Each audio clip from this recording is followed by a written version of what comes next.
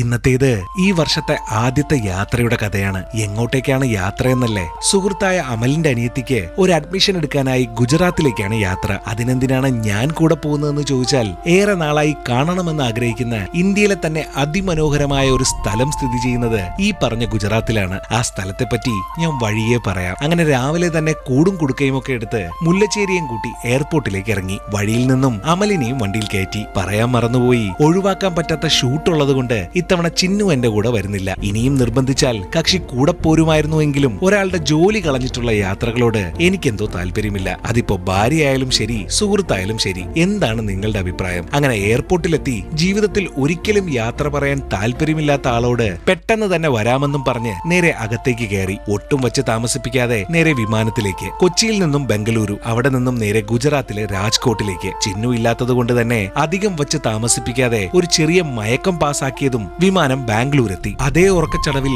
രാജ്കോട്ടിലേക്കുള്ള വിമാനത്തിൽ കയറി ഉറങ്ങാൻ തുടങ്ങിയതും ഫ്ലൈറ്റ് ബാലൻസ് ചെയ്യണമെന്നും പറഞ്ഞ് എന്നെ അമലിനെയും ക്രൂ വിളിച്ചുകൊണ്ടുപോയി വിമാനത്തിന്റെ നടുവിൽ അപ്പുറവും ഇപ്പുറവുമായി ഇരുത്തി. എന്താ അല്ലേ? എന്നാലും എന്തുകൊണ്ടായിരിക്കും ഞങ്ങളെ തിരഞ്ഞെടുത്തതെന്നും ഓർത്തിരുന്ന് വീണ്ടും ഞാൻ ഉറങ്ങി. ഉറക്കം എഴുന്നേറ്റപ്പോഴത്തേക്കും അതാ ഞങ്ങൾ വൃത്തിയിൽ ഇന്ത്യയിലെ 6ാമത്തെ സ്ഥാനം നേടിയ രാജ്കോട്ട് നഗരത്തിൽ എത്തിയിരിക്കുന്നു. വഴിയോര കാഴ്ചകളും കണ്ട് നേരെ റൂമിലേക്ക് തിരിച്ചു. റൂമിലെത്തിയെന്ന് പറയാനായി ചിന്നുവിനെ ഒന്ന് വീഡിയോ കോൾ ചെയ്തപ്പോൾ അതാ കക്ഷിയുടെ വക വിവിധ തരത്തിലുള്ള ഹാസ്യ പരിപാടികൾ. കൂട്ടത്തിൽ വരുമ്പോൾ എനിക്ക് എന്ത് കൊണ്ടുവരുമെന്നുള്ള ചോദ്യവും. പിന്നെ ഒന്നും നോക്കിയില്ല, ആദ്യ ദിവസം തന്നെ ഒരു കുഞ്ഞു ഷോപ്പിംഗ് ആകാമെന്നും കരുതി നേരെ ഒരു യൂബർ ഓട്ടോ അങ്ങ് ബുക്ക് ചെയ്തു. നിമിഷ നേരത്തിൽ അതാ വരുന്നു ഒരു അന്യഗ്രഹ പേടകം പോലൊരു ഓട്ടോറിക്ഷ. പിന്നീട് അങ്ങോട്ട് ജീവനും കയ്യിൽ പിടിച്ച് രാജ്കോട്ടിന്റെ നഗരവീതിയിലൂടെ ഒരു പറക്കം തളികെ യാത്ര തന്നെയായിരുന്നു. പോരാത്തതിന് അമ്പലപ്പറമ്പിലെ മൈക്ക് സെറ്റ് തോൽക്കും വിധം ഗുജറാത്തി പാട്ടും. ആ യാത്ര ഒടുവിൽ ചെന്ന് അവസാനിച്ചത് ധർമ്മേന്ദ്ര റോഡിലാണ്. പേടകത്തിന്റെ പൈലറ്റിനോട് ജീവനോടെ എത്തിച്ചതിന് നന്ദിയും പറഞ്ഞ് ഷോപ്പിംഗ് ആരംഭിച്ചു. ചിന്നുവിനൊരു ബാഗ് മേടിക്കാനാണ് പ്ലാൻ. അധികം കറങ്ങാതെ തന്നെ